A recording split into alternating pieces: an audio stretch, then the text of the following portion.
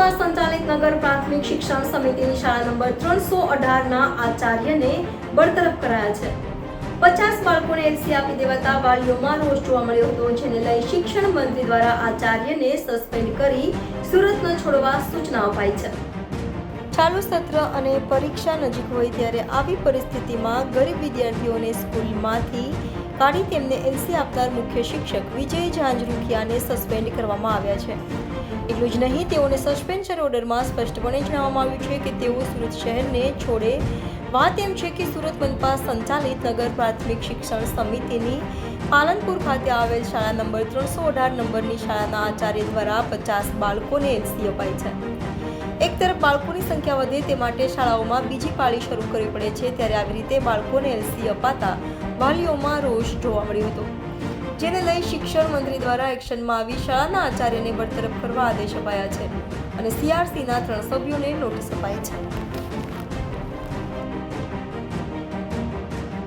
સુરત નગર પ્રાથમિક શિક્ષણ સમિતિ દ્વારા પાલનપુરમાં આવેલી શાળા નંબર 318માં આચાર્ય દ્વારા બાળકોને એલસી આપી દેવાની ઘટના સામે આવી હતી.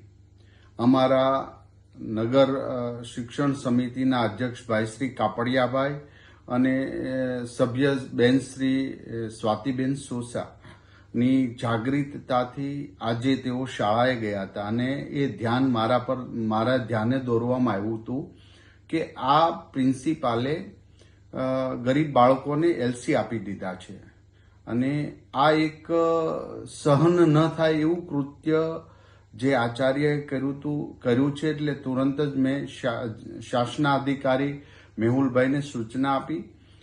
જિલ્લા શિક્ષણ સમિતિના નગર પ્રાથમિક શિક્ષણ સમિતિના અધ્યક્ષ કાપડિયાભાઈ સાથે રહીને એ આચાર્યને બરતરફ કરી દેવામાં આવ્યો છે. સીઆરસી, યુઆરસી અને નિરીક્ષકને કારણદર્શક નોટિસ આપવામાં આવી છે અને આ એક એવો દાખલો બેસાડવાનો છે, કારણ કે ભારતીય જનતા પાર્ટીની સરકાર દ્વારા એક બાળકને આઈડેન્ટિટી કરીએ છીએ અને એક પણ બાળક શાળાથી વંચિત ન રહે એની દિવસ રાત ભારતીય જનતા પાર્ટીના કાર્યકર્તા અને અમારી ટીમ પ્રવેશ ઉત્સવ કરે છે. ત્યારે આવું કૃત્ય કરનાર આચાર્ય ખરેખર ખૂબ ગંભીર બાબતો ધ્યાને લઈ અને તરત બરતરફ કરી દેવાની મેં સૂચના આપી હતી અને જેનું અમલીકરણ થઈ ચૂક્યું છે. મારા નગર પ્રાથમિક શિક્ષણ સમિતિના દરેક સભ્ય સુરત શહેર માટે ખૂબ સારી કામગીરી કરી રહ્યા.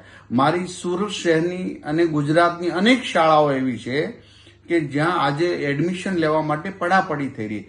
આવા શિક્ષકો ખૂબ સારા કામગીરી કરી રહ્યા. ત્યારે આવો એકાદ વ્યક્તિ જ્યારે શિક્ષણને ન શોભે એવું કામગીરી કરી છે એ બદલ આ એક્શન લેવામાં આવ્યા છે ને એક પણ બાબતમાં અમે કચાશ રહેવા દેશું નહીં, એને છોડવામાં પણ નહીં આવે. આ એક સંદેશો આપીએ છીએ જેથી કરીને સારા શિક્ષકોને પ્રોત્સાહિત મળે અને સરકાર જે કામગીરી કરવા માંગે છે ગરીબ બાળકોને શિક્ષણ આપવામાં એ પૂરેપૂરું અમે અમલીકરણ કરીશું. આ છોકરીને એલસી આપી દીધું છે? હા, એલસી આપી. શાના માટે આપી દીધું? એ છોકરી છે ને સ્કૂલમાંથી ચાલી આવતી હતી ઉપર. એટલે કોઈક વાર જ એ તો એમની જવાબદારી છે છોકરાઓને રાખવું, બરાબર, કઈ રીતના રાખવું ને શું કરવું, બરાબર. હવે કેટલા ટાઈમ થયો એમને? 5-1 મહિના જેવું. 5-1 મહિના થઈ ગયા છે. અને તમે કોણ થાવ એમના? કાકા થાવ. એમના મમ્મી પપ્પા એક્સપાયર થઈ ગયા છે, તે છતાં પણ એલસી આપી દીધું, બરાબર. એમનું જરાક પણ વિચાર્યું નહીં કે એના મમ્મી પપ્પા નથી, બરાબર. કઈ નહીં, એમને કાલે મોકલી આપો, એમનું એડમિશન આપણે કરાવીએ, બરાબર. ગુજરાતી અત્યારે કશે ભણવા મૂકી છે ને? ગુજરાતી સ્કૂલમાં. ઓકે. અત્યારે કશે ભણવા મૂકી છે? ના, અત્યારે કશે નથી મૂકી. હવે આનું ભવિષ્યનું એ કઈ નહીં, એને મોકલી આપો, બરાબર. અને બેટા ભણજે. હા, એનો પોરી બહુ ડાઈ. હા, ભણે એવી. નમસ્કાર, મારું નામ વિજય ઝાંઝરુખિયા છે. નગર પ્રાથમિક શિક્ષણ સમિતિ 318માં હું મુખ્ય શિક્ષક તરીકે ફરજ બજાવું છું. આજે સમાચાર માધ્યમોમાં જે 60 એલસી આપીને બાળકોને એલસી આપી દેવાની વાત જે થઈ છે બાબતે એટલું ખાસ કહેવાનું કે જૂનથી અત્યાર સુધીમાં ફક્ત 46 બાળકોને જ એલસી આપ્યા છે અને એમાંથી બધા જ વાલી મોટાભાગના વાલીઓ એવા છે કે જેને વિસ્તારમાંથી સ્થળાંતર થઈ અને અન્ય શાળામાં કે અન્ય વિસ્તારમાં રહેવા ગયા છે એટલા માટે એલસી લઈ ગયા છે. એક બાળકનું મૃત્યુ થવાથી નામ કમી કર્યું છે અને 2 બાળકો એવા છે કે જેને ખાનગી શાળામાં આરટી પ્રમાણે એડમિશન મળવાથી એ લોકોના નામ કમી કર્યા છે.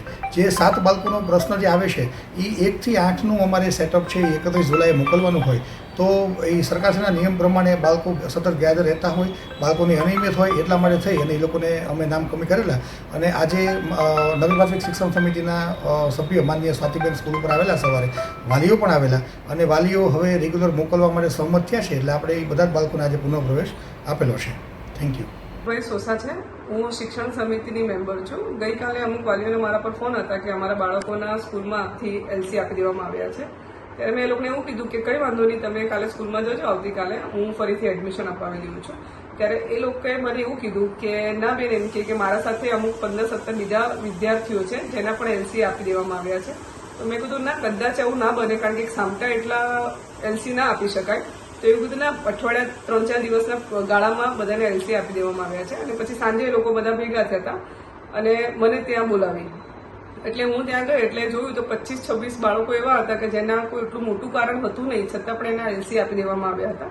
એટલે પછી મેં બાળકોને અને એના માતા પિતાને આશ્વાસન આપ્યું કે તમે કોઈ ગભરાવાની જરૂરત નથી, હું આ બાળકોનું અહિત નહીં થવા દઈશ ને આવતીકાલે હું ફરીથી આ બાળકોને સ્કૂલમાં એડમિશન અપાવી દઈશ. અને આજે હું બાળકોને મેં સ્કૂલમાં લઈ ગઈ અને બધા બાળકોને એના માતા પિતા સાથે સ્કૂલમાં એડમિશન અપાવ્યા. અને પ્રિન્સિપલ પ્રત્યે મેં એક નોંધ મૂકી છે કે જો પ્રિન્સિપલ આમાં દોષી હોય તો એની પર કાયદેસરની કાર્યવાહી થવી જોઈએ.